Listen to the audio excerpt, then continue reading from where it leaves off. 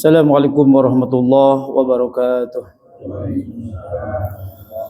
Ya Rabbi bil Mustafa baligh maqasidana waghfir lana ma madha ya wasi'al karami. Ya Rabbi bil Mustafa baligh maqasidana waghfir lana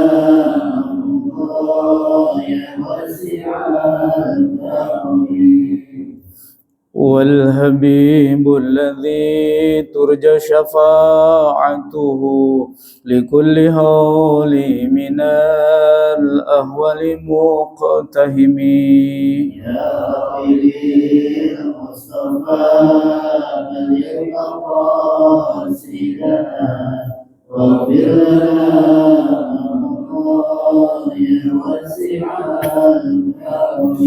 مولاي صل وسلم دائما أبدا على حبيبك خير الخلق كلهم يا رب بالمصطفى بلغ مقاصدنا واغفر لنا ما مضى يا واسع الكرم. Mari bersama-sama kita lanjutkan zikrul jalalah. Ikuti saya.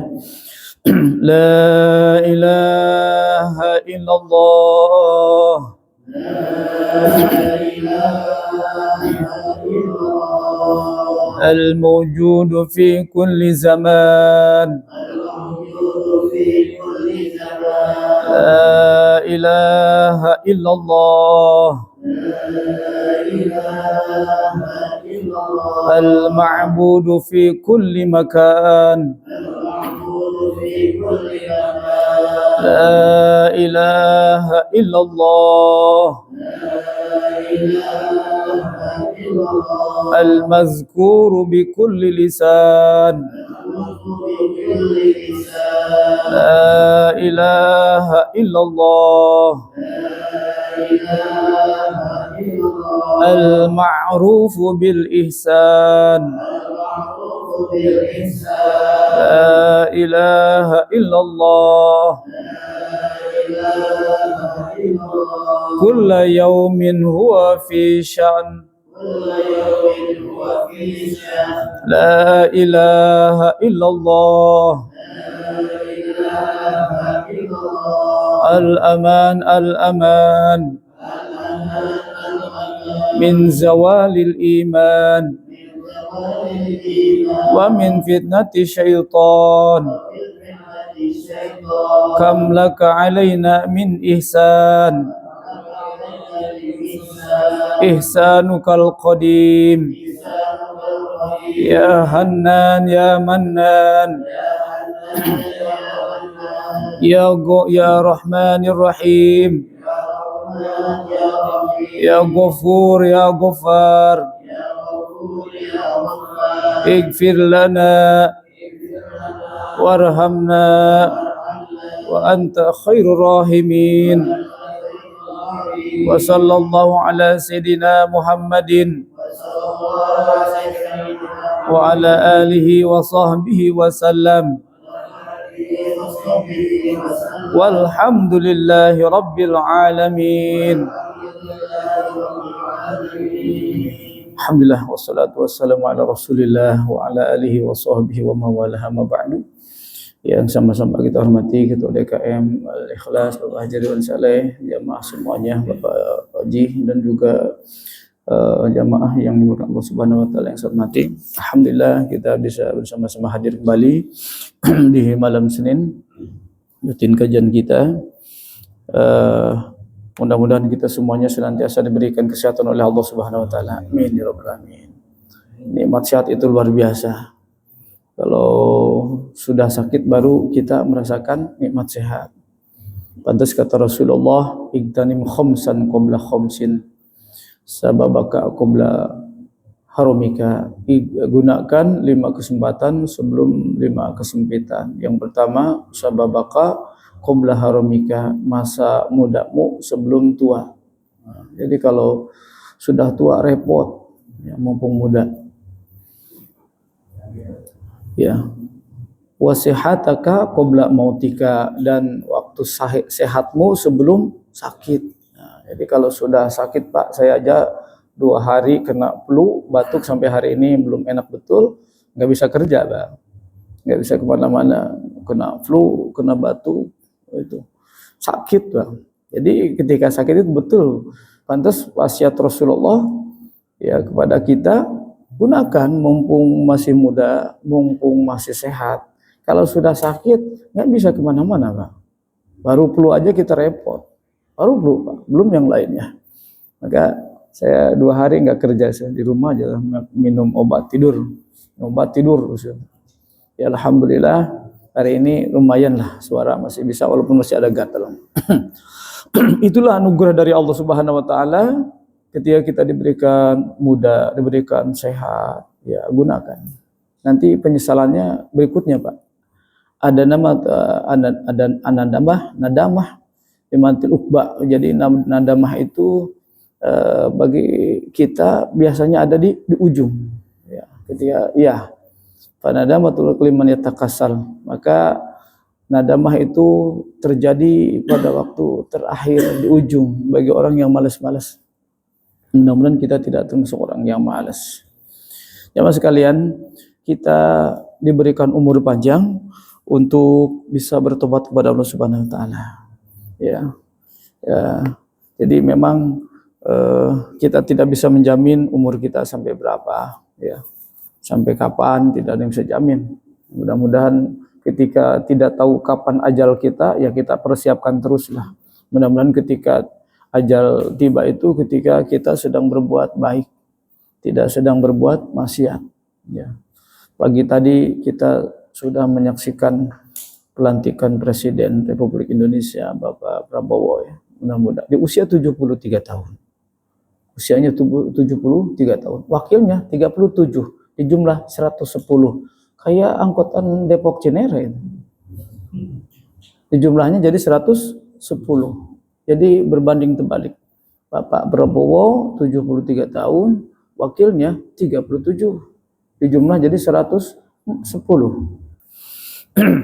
Kita syukuri bersama, mudah-mudahan kita titipkan kepada pemerintah baru ini bawa Indonesia kepada yang lebih baik. Janjinya, sumpahnya di bawah Quran. Karena dua-duanya Muslim, di bawah Quran. Berat tanggung jawabnya, berat di hadapan Allah Subhanahu wa taala. Jadi pemimpin itu enak, Pak. Udah dikasih fasilitas, kasih mobil, kasih perumahan, kasih segala macam tunjangan-tunjangan, dikasih naungan juga di akhirat nanti. Kalau pemimpinnya adil. Sab'atun yudhilhumullah yaumal qiyamah la dhilla illa dhilluh. Ada 7 golongan orang yang akan diberikan naungan pada hari kiamat di mana tidak ada naungan kecuali naungan Allah alias pertolongan. Siapa pertama? Imamun adilun. Bukan orang kaya, imam. Pemimpin yang adil. Kenapa pemimpin? Karena dunia itu harus ada pemimpin. Allah memimpin dunia ini, Rabbal Alamin. Allah yang memimpin, Pak. Alhamdulillahi Rabbil Alamin. Segala puji bagi Tuhan yang memimpin alam ini, yang mengurus alam ini, yang menciptakan alam ini, yang mengatur alam ini. Allah. Jadi harus ada pemimpin. Sholat ada 10 orang, tidak ada pemimpin imam, wah repot, Pak. Semuanya lomba-lomba, harus ada pemimpin, harus ada imam. Nah, di situ, Pak. Jadi enak jadi pemimpin yang adil, dapat naungan. Cuman resikonya, bahayanya kalau tidak adil. Kata hadis, kulukum ra'in wa kulukum mas'ulun an ra'iyatihi. Setiap kalian adalah pemimpin. Maka setiap kepemimpinan akan dimintakan pertanggungjawabannya di akhirat. Kita aja, diri kita nih pemimpin pada diri kita sendiri. Belum lagi nanti istri kita, anak kita. Istri kita, mohon ampun, istri kita tidak pakai kerudung. Diumbar auratnya, ditanya suaminya. Istrinya nggak bisa ngaji, kemana aja? Ditanya itu suaminya. Kenapa istri Anda nggak sholat? Ditanya suaminya. Belum lagi buat diri kita sendiri. Akhlak kepada diri kita, akhlak kepada Allah, akhlak kepada Rasulullah, akhlak kepada alam, akhlak kepada manusia, akhlak kepada diri kita. Wah, luar biasa, Pak. Yang mudah-mudahan ini pemimpin yang baru, ya, Pak Prabowo bisa membawa Indonesia ke lebih baik lagi, membawa kesejahteraan buat bangsa Indonesia. Kita rukun. Amin ya rabbal alamin. Baik, kita lanjutkan. Kita masih cinta kepada Rasulullah. Semoga juga kita dicintai oleh Rasulullah SAW. Dengan mengkaji kitab Syama'il Muhammadiyah, kita sedang meneliti, mengulik bagaimana pribadi Rasulullah SAW. Mudah-mudahan kita mengkaji ini, Pak, hadis-hadis ini dalam kitab ini, kita nanti dikumpulkan bersama Rasulullah SAW. Amin ya rabbal alamin. Semakin cinta kepada Rasulullah. Dan mudah-mudahan bisa ngikutin apa yang Rasulullah lakukan, sampaikan kepada kita semuanya. Saya bacakan 3 hadis. Bismillahirrahmanirrahim. Saya mungkin mengulang ke belakang. Hadatsana Ahmad bin Mani qala hadatsana Muawiyah bin Amrin qala hadatsana Zaidah an Bayan an Qaisin bin Abi Hazim an Jarir bin Abdullah qala. Kata Jarir bin Abdullah, ma hajabani Rasulullah sallallahu alaihi wasallam mundu aslamtu. Kata beliau, aku tidak pernah ditolak oleh Rasulullah selama aku masuk Islam. Jadi ketika beliau ingin ketemu dengan Rasulullah tidak pernah nolak, welcome. Jadi Rasulullah itu kepada siapapun terbuka. Nah, kata Hazim bin Jarir bin Abdullah, aku tidak pernah ditolak oleh Rasulullah. Rasulullah tidak pernah menghalangiku, katanya, ketika aku ingin berjumpa dengan beliau selama aku masuk Islam. Mundu aslamtu wala ra'ani illa dhahika, dan aku tidak pernah melihat kecuali Rasulullah senyum terus. Jadi Rasulullah itu murah senyum. Ini sehingga Rasulullah dicintai oleh para sahabat, dicintai oleh kawan, dan dicintai oleh musuh, oleh di luar Islam pun mereka cinta kepada Rasulullah. Kenapa? Karakternya luar biasa, karakternya. Kemudian hadis yang berikutnya, hadatsana Ahmad bin Mani qala hadatsana Muawiyah bin Amrin qala hadatsana Zaidah an Isma'il bin Abi Khalid an Qaisin an Jarir qala ma hajabani Rasulullah sallallahu alaihi wasallam wala arani mundu aslamtu illa tabassumin. Dalam redaksi yang berbeda sedikit tapi intinya sama, Rasulullah tidak pernah menghalangiku, kata beliau. Kata Qais bin Jarir, tidak pernah menghalangiku ketika aku ingin berjumpa dengan beliau, dan aku tidak pernah melihat kecuali Rasulullah selalu tersenyum. Masya Allah, Pak. Ketika aku masuk Islam selalu tersenyum. Saya kira itu yang menjadi konsen kita mesti terbuka kepada siapapun. Kita bisa memberikan bimbingan termasuk kepada para mu'alaf begitu. Rasulullah memberikan contoh, sahabatnya ada yang masuk Islam mundu aslamtu illa tabassum. Jadi artinya Rasulullah sangat terbuka dengan orang-orang yang baru masuk Islam. Berikutnya hadatsana Hanad bin Sari qala hadatsana Abu Muawiyah anil A'mashi an Ibrahim an Ubaidah As-Salmani an Abdullah bin Mas'ud. Dari Abdullah bin Mas'ud qala Rasulullah sallallahu alaihi wasallam inni la'arifu akhiru ahli nar khurujan. Ini yang kita sampaikan. Sungguh aku sangat tahu, kata Rasulullah, orang yang keluar yang terakhir dari neraka. Akhir ahli nar khurujan. Jadi kata Rasulullah, aku tahu ahli neraka yang terakhir keluar dari neraka. Jadi ahli neraka keluar dari neraka, balik lagi ke surga. Berarti ini kalau orang balik dari neraka ke surga, orang yang beriman nih, Pak. Yang beriman. Jadi balik lagi karena bukan tempatnya. Balik nih. Bukan tempatnya. Bukan di situ. Balik dari neraka ke surga. Akhiru ahli nar khurujan. Yang terakhir keluar dari neraka. Rajulun yakhruju minha zahfan, yaitu ada seorang laki-laki keluar dari neraka itu bagaimana Pak kondisinya? Merangkak. Dan neraka merangkak, untung balik lagi dari neraka ke surga. walaupun sampai merangkap. Siapa ini? Orang yang punya iman, Mbak. Cuman mungkin punya imannya banyak dosa. Di dunia dulu nggak taubat. Nah ini Pak, ada satu kata kunci. Jadi kalau kita tidak ingin disiksa di neraka dan tidak dimasukkan ke neraka, tobat. Itu Pak kuncinya. Syarat tobat itu berat, Pak. Apa beratnya? Takut ngulang lagi. Itu persoalannya. Cuman Islam sangat luas. Bagaimana caranya? Oh, ada pintu-pintu tobat itu sholat 5 waktu. Jadi dulu ini pernah dikaji oleh Kiai A.F. Fatah Ghazali dari Bandung. Fatah Ghazali tentang tobat. Jadi tobat itu seperti orang lagi dari sawah, kan dia beblokot gitu ya, berlepotan dengan tanah. Tobatnya apa? Bersih-bersih, karena awalnya bersih. Jadi seperti orang pergi ke sawah atau ke kebun, nyangkul kan kotor Pak. Tobatnya apa? Dicuci Pak, karena dari rumahnya bersih. Itu tobatnya. Makanya tobat kita itu adalah setiap sholat 5 waktu. Dosa pada zuhur, tobat lagi asar. Kita kan sholat itu tobat Pak. Sholat itu tobat Pak. Apa tobatnya? Kita pernah singgung. Insya Allah nanti kita kaji kitab Taqrirus Saidah Mufidah itu. Bahwa orang sholat itu ketika sholat itu Allahu Akbar. Itu langsung utiya zunubahu. Ketika orang takbir Allahu Akbar, didatangkan seluruh dosanya, ditaruh di kepalanya dan ditaruh di pundak. Wa kullama raka'a wa sajada sakotot. Setiap dia ruku dan sujud, dosanya berguguran. Dalam hadisnya begitu. Makanya pantas sholat itu termasuk tobat. Nah, maka enak Bapak yang sholat 5 waktu. Belum lagi ditambah sholat sunnah.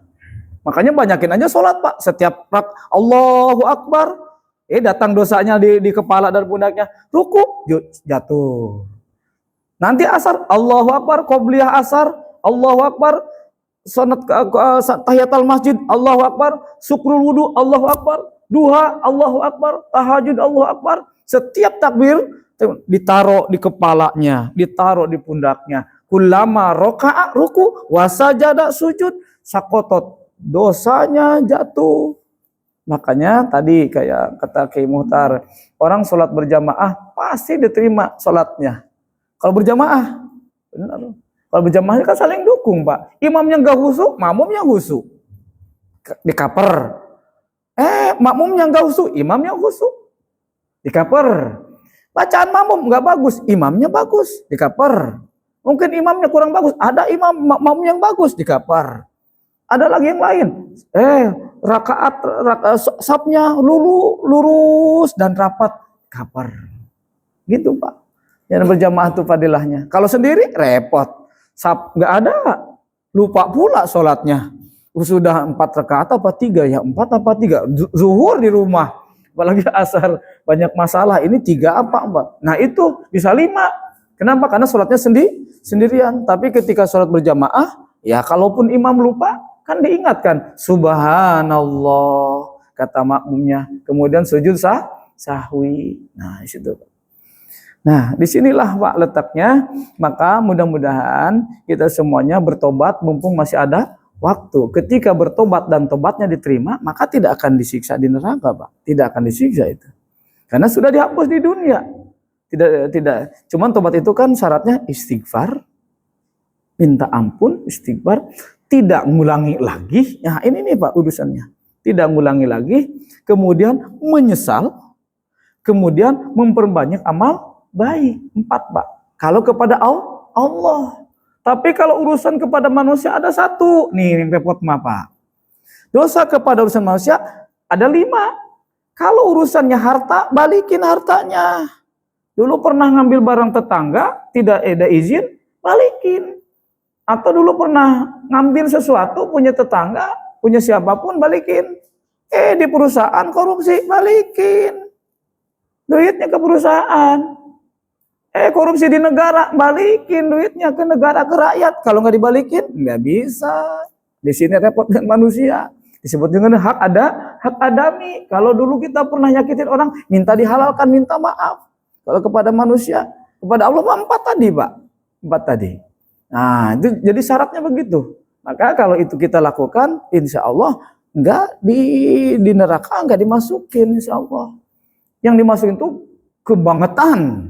Begitulah, ini kebangetan. Jadi masuk. Dulu enggak sempat tobat masalahnya. Tapi kalau sempat tobat, enggak. Nah, jadi jangan mampir lah.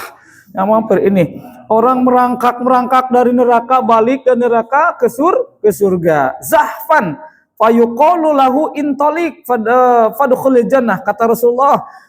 Udah kalian pergilah. Pergi fadkhulil jannah, masuk surga. Sambil ngerangkak Pak masuk surga balik. Nah, itu disuruh Rasulullah untuk balik. Udah balik.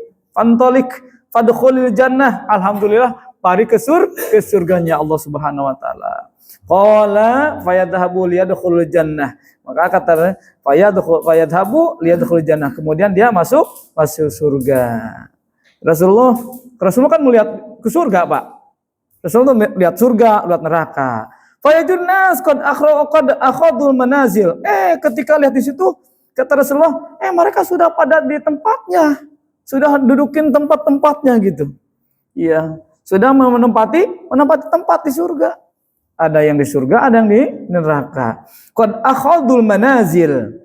Ya. Fayarji'u fayaqul, kemudian pun lagi, ya Rabb, qad akhadan nasul manazil. Kata Rasulullah, ya Rabb, mereka sudah menempati posisi-posisinya di surganya Allah.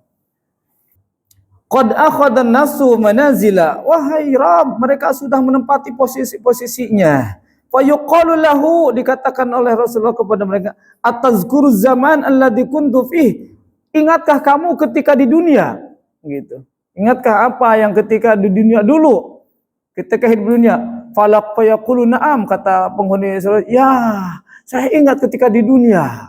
Nah, begitu Pak. Qala fayuqalu lahu taman. Lah, sekarang silakan. Ketika di dunia berangan-angan pengen apa? Dulu di dunia saya enggak pernah makan anggur ya Rob, enggak pernah mabuk ya Rob karena dilarang. Pengen di sini. Di situ ada langsung.